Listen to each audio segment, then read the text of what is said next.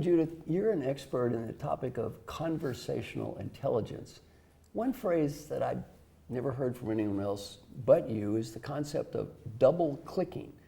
Can you talk about what that is and how our viewers might benefit by understanding it and maybe being able to do it themselves? Yep. So double clicking, believe it or not, is one of our 5 top conversational essentials. Okay. How did it ever end up in conversational intelligence, right? So I started to notice when people were working on the computers and they double clicked on a folder, all these things were inside and you discover things that you never saw before or didn't remember where you saved, right? So that's it. So I said, what if I teach leaders? Because so often leaders do not follow up with questions with people. When they do, they're, again, those leading questions. And how can I stop the executives, even if they've heard the word like success, to not assume that they all know it's the same thing. And by the way, it happens to be bottom line success, which is money. You know, assuming that that's what everybody thinks. We don't. And so as soon as we say yes to something, thinking we're confirming, and we walk out of the room and something else happens, people say, didn't you hear? And it wasn't that they didn't hear, it's they didn't ask. That's a wonderful example, and the importance of don't assume. Don't assume. One of the great leaders I worked with had a great phrase. He said, one of the biggest problems with communication is the assumption that it happens. And a lot of times we assume it happens.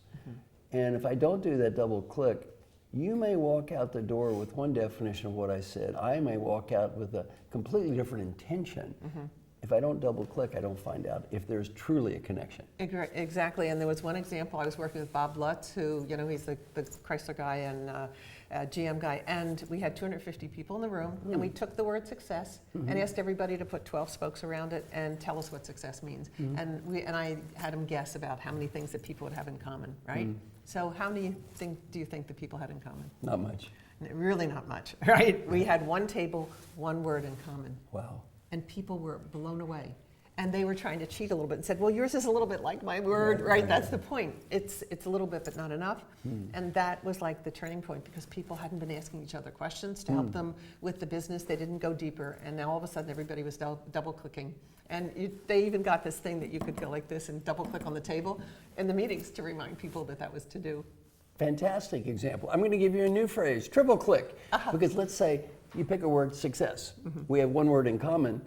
Then you have to say, what do you mean by that word? Yes. Well, actually we do. Double click becomes triple and quadruple and right, exactly. Good idea. I love the concept of double click, so thank you. Good idea.